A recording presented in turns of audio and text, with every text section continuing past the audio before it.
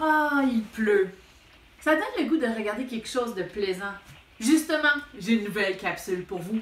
Aujourd'hui, les Saint-Laurent rencontrent eux aussi de la pluie. Madame Rebecca nous raconte l'histoire de Jonas avec l'aide de Monsieur Samuel. On fait une expérience et pour notre verset, on parle des œuvres merveilleuses de Dieu. Eh bien, asseyons-nous confortablement que la capsule commence. Retrouvons Évelyne, Alphonse et Uriel qui naviguent sur le fleuve Saint-Laurent. Je ne crains rien, Christ est dans ma barque, non, je ne crains rien, jusqu'au port éternel. Wouh! Oh là là! On a chanté tous les chants du livre de chants! Ouais! Incroyable! Déjà? Ouais, fantastique. Oh! Je pense que je commence à sentir de quoi? Oh oui! Une tempête s'approche! Une tempête! Non, non, non, on a prié! Dieu pourrait pas nous envoyer une tempête? Mais Evelyne, Dieu ne nous promet pas qu'il ne nous enverra pas de tempête, mais qu'il va être avec nous dans la tempête. Oh! T'as raison! Hey, ça Vraiment quelque chose pour s'intensifie nous beaucoup! protéger. Tiens! Oui, merci. Oui, quoi? Ouh! On se fait bien doucher ici. Ah, merci Uriel. Ouh! Mais bien côté. Oh! Oh! Ah! Ah! Ah! Oh! Hey, C'est fort! toute une aventure! Oh, Ouh! le Saint-Laurent! Ah, ça se calme un peu. Ouh! Finalement, t'es correct. Ouais, ouais. Oh! Je pense que c'est fini, là. On est bien. Christ est dans ma barque, non, je ne crains rien. Je ne crains rien. Je ne crains rien. Christ est dans ma barque, non, je ne crains rien. Jusqu'au port éternel. Puis, Madame Rebecca, tu nous as raconté une histoire aujourd'hui? Oui, c'est l'histoire de Jonas. OK. Donc, ça commence dans Jonas 1. La parole de l'Éternel fut adressée à Jonas, fils d'Amithaï, en ces mots. Lève-toi, va à Ninive, la grande ville, et crie contre elle, car sa méchanceté est montée jusqu'à moi.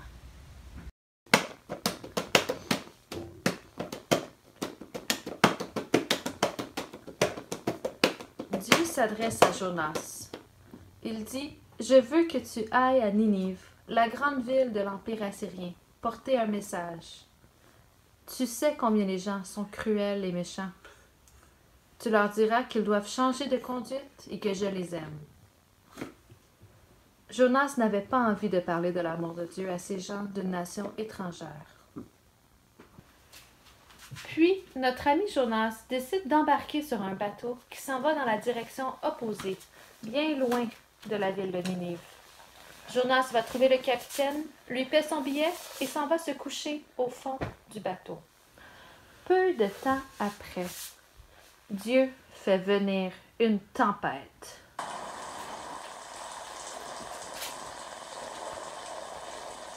Les marins ont très peur et prient leur Dieu de les sauver. Jonas comprend que la tempête fait rage parce qu'il fuit Dieu et que si on le jette à la mer, la tempête va cesser.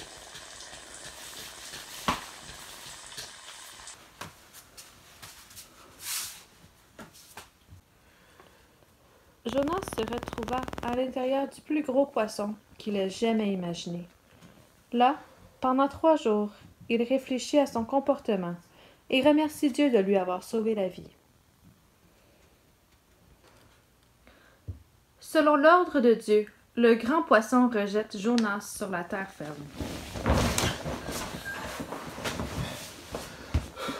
Dieu s'adresse une deuxième fois à Jonas pour lui demander d'aller à Ninive et d'annoncer le message de Dieu. Pendant 3 jours, Jonas annonce: « Changez de comportement. Tournez-vous vers le Dieu du ciel et de la terre, sinon dans 40 jours, votre ville sera détruite. Dieu ne peut plus supporter vos mauvaises actions. » Les citoyens de Ninive et leur roi écoutaient attentivement le message. Tous arrêtent de manger pour démontrer qu'ils regrettent d'avoir été si méchants, et le roi ordonne qu'ils prient et se tournent vers Dieu. Dieu était content. Il ne désirait pas punir la ville de Ninive. Jonas se met en colère parce que Dieu a pardonné au peuple assyrien, qui avait été si cruel et qui n'avait jamais eu pitié de son peuple. Dieu a dû reprendre Jonas pour qu'il comprenne qu'il a de la compassion et de l'amour pour tout ce qui vit. Dieu prend soin de tout le monde.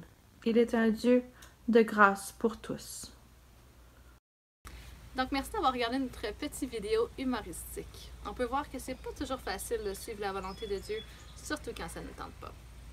Récapitulons un peu l'histoire qu'on vient de voir. On a Jonas, un homme bien simple qui se fait demander par Dieu d'aller à Ninive, porter un message très clair. Ils ont 40 jours pour se détourner de leur faux Dieu et d'aller adorer le seul vrai Dieu. Ils doivent arrêter leur méchanceté et vraiment mettre tout leur plein amour à un seul Dieu. Donc, Jonas, ça ne lui tente pas. Et il embarque dans un bateau. Donc, ça ne lui tente pas d'aller. Il embarque dans un bateau, dans le sens inverse. Et puis Dieu, en réponse à ça, il envoie une tempête. Jonas se fait donc jeter dans l'eau par les marins pour calmer la tempête. Et Dieu envoie un grand poisson l'avaler pour que Jonas ne soit pas noyé. Jonas passe 3 jours et 3 nuits dans le poisson. Et c'est à ce moment-là qu'il réalise que il aurait dû écouter le Seigneur. Donc il se repent et il écoute finalement ce que Dieu lui demande de faire.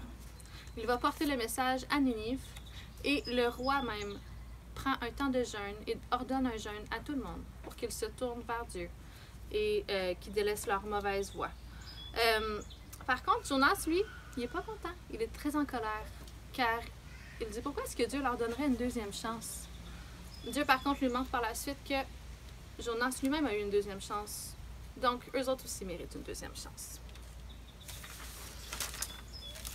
Donc, comment pensez-vous que Jonas s'est senti lorsqu'il a embarqué dans le bateau? Peut-être de la honte? Un peu de peur? Puis, lorsqu'il a été recraché sur terre par le poisson, peut-être un sentiment de soulagement? Je trouve que c'est tellement plus soulageant quand on suit la volonté de Dieu que quand on fait notre propre voie qui ne suit pas la volonté de Dieu. C'est seulement quand on fait la volonté de Dieu qu'on est vraiment bien devant lui.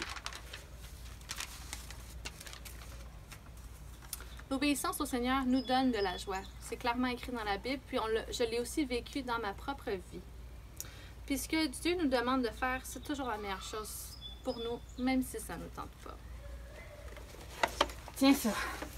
Ça paraît que tu l'as fait dans 2 minutes. Je sais pas, est-ce que tu as fait Ma volonté? Ouais, est-ce que tu as fait ton explication pour Jonas? Il reste encore du temps. Ah, il reste encore 2 minutes. OK. Ça me faisait penser au fait que Dieu nous offre toujours sa grâce comme sur un plateau. Mais pour la prendre, pour qu'on puisse le suivre, puis croire en lui, puis croire en Jésus, il faut qu'on laisse aller notre volonté. C'est pas possible pour toi, ben tu peux essayer, là. Tu peux essayer de prendre la grâce. Puis volonté. Non. Il faut que tu lâches ta volonté. OK. Pour obéir et prendre la grâce de Dieu. Merci. Oui. Est-ce qu'on peut prier ensemble pour finir? Absolument. Parfait. Merci Seigneur, parce que tu nous offres ta grâce dans la personne de Jésus-Christ.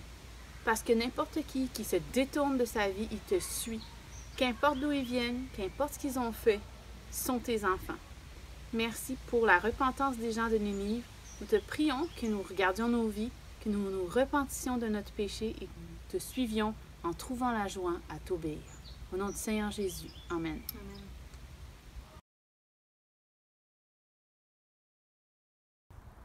Jonas a fait face à toute une tempête. Je vais tenter de recréer une tempête dans des bouteilles. Alors, ma première étape, c'était de prendre les deux bouchons, les coller et de faire un petit trou au centre. Je vous montre de plus près. J'ai fait un trou au centre avec une perceuse, mais on pourrait faire avec un clou et un marteau. Bien sûr, toujours avec l'aide de nos parents et leur permission. Tu peux faire ça avec la colle, comme moi j'ai fait, ou tu peux faire peut-être avec du papier collant. C'est comme ça qu'on le fait. Ensuite, j'ai de l'eau. Pour le plaisir, je vais prendre un petit peu de colorant alimentaire pour colorer cette eau-là.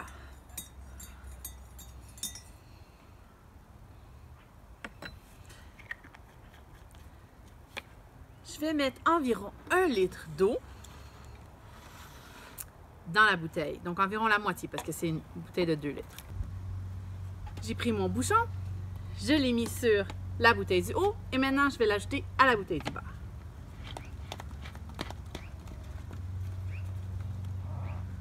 OK. Êtes-vous prêts? Je vais la retourner et je vais la faire tourner.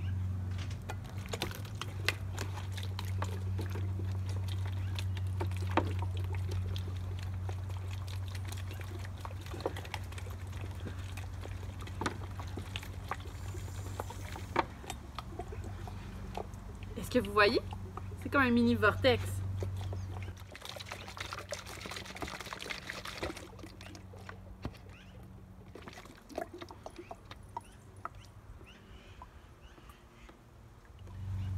Ça fait plus ou moins ce que j'essaye. J'aurais aimé que ça fasse un vortex qui descend. Comme vous voyez, le vortex est vraiment petit. Je vous recommande pas cette expérience à la maison. Ça m'a pris plusieurs essais à arriver ici. Ça marche plus ou moins. On me dit qu'on vend des morceaux pour créer le tourbillon.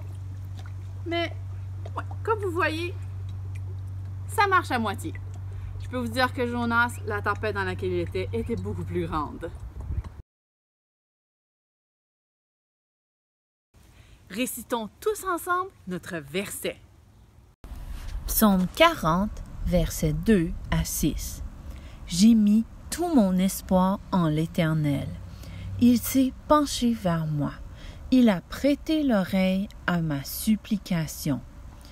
Il m'a fait remonter du puits de destruction et du fond de la boue. Il m'a remis debout, les pieds sur un rocher, et il a affermi mes pas. Il a mis dans ma bouche un cantique nouveau, un hymne de louange pour chanter notre Dieu. Quand ils verront ce qu'il a fait, beaucoup seront pleins de respect pour l'Éternel et ils croiront en lui. Aujourd'hui, on ajoute une nouvelle section. Lisons-la ensemble. Bienheureux l'homme qui fait confiance à l'Éternel et ne se tourne pas vers les gens orgueilleux perdus dans le mensonge. Répétons-le une première fois. Bienheureux l'homme qui fait confiance à l'Éternel et ne se tourne pas vers les gens orgueilleux perdus dans le mensonge. Une deuxième fois. Bienheureux l'homme qui fait confiance à l'Éternel et ne se tourne pas vers les gens orgueilleux perdus dans le mensonge. Maintenant, on va le répéter quelques fois avec les paroles devant nous et au fur et à mesure, les paroles vont disparaître. Bienheureux l'homme qui fait confiance à l'Éternel et ne se tourne pas vers les gens orgueilleux perdus dans le mensonge. Bienheureux l'homme qui fait confiance à l'Éternel et ne se tourne pas vers les gens orgueilleux perdus dans le mensonge. Bienheureux l'homme qui fait confiance à l'Éternel et ne se tourne pas vers les gens orgueilleux perdus dans le mensonge. Bienheureux l'homme qui fait confiance à l'Éternel et ne se tourne pas vers les gens orgueilleux perdus dans le mensonge. Bienheureux l'homme qui fait confiance à l'Éternel et ne se tourne pas vers les gens orgueilleux perdus dans le mensonge. Une dernière fois. Bienheureux l'homme qui fait confiance à l'Éternel et ne se tourne pas vers les gens orgueilleux perdus dans le mensonge. Et maintenant, répétons-le dès le début. Psaume 40, versets 2 à 6. J'ai mis tout mon espoir en l'Éternel. Il s'est penché vers moi. Il a prêté l'oreille à ma supplication. Il m'a fait remonter du puits de destruction et du fond de la boue. Il m'a remis debout, les pieds sur un rocher, et il a affermi mes pas. Il a mis dans ma bouche un cantique nouveau, un hymne de louange pour chanter notre Dieu. Quand ils verront ce qu'il a fait, beaucoup seront pleins de respect pour l'Éternel et croiront en lui. Bienheureux l'homme qui fait confiance à l'Éternel et ne se tourne pas vers les gens orgueilleux perdus dans le mensonge. Super bon travail! Peux-tu croire qu'il reste seulement 3 capsules au restant de l'été? Je prépare déjà les dernières capsules. Pratique-toi avec ton verset, parce que la dernière capsule, j'aimerais vraiment avoir des vidéos de tout le monde qui récite leur verset ensemble. Mais j'ai aussi besoin de ton aide si tu veux me la donner. Dans la dernière capsule, j'aurai un sketch spécial. J'aurai besoin de ton aide pour savoir le nom des personnages, le lieu que l'activité va avoir lieu et l'activité. Donc, si tu as une idée, tu peux m'envoyer par courriel à camp.ecdp@gmail.com 2 noms de personnages, un endroit et la chose qu'il serait en train de faire. Je répète, 2 personnages, un endroit et une activité. J'ai hâte de te voir la semaine prochaine. Bonne semaine!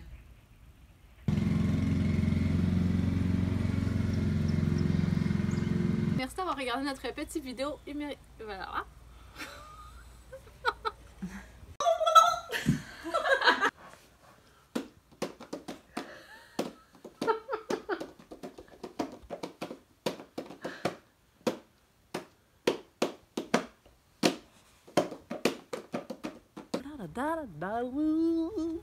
Et de adorer. On va à l'intérieur du plus gros poisson qu'il ait jamais imaginé. Là, pendant 3 jours. C'est le choc.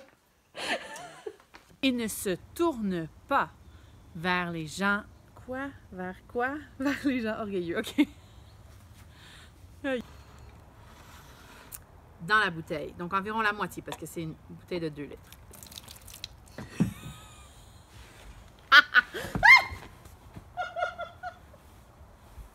Oh, bon, là je pense que c'est enfin fini. Oui.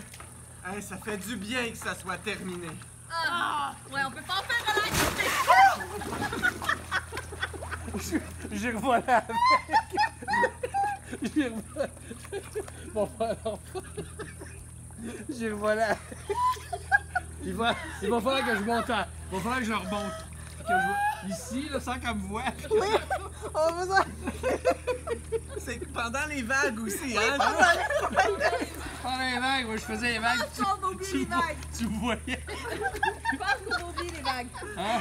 Non, c'est pas nécessaire les vagues. Cote ou de quoi de même, là? Je sais pas. Moi, je suis trempé parce que je suis comme, elle va dire cote, là. Moi,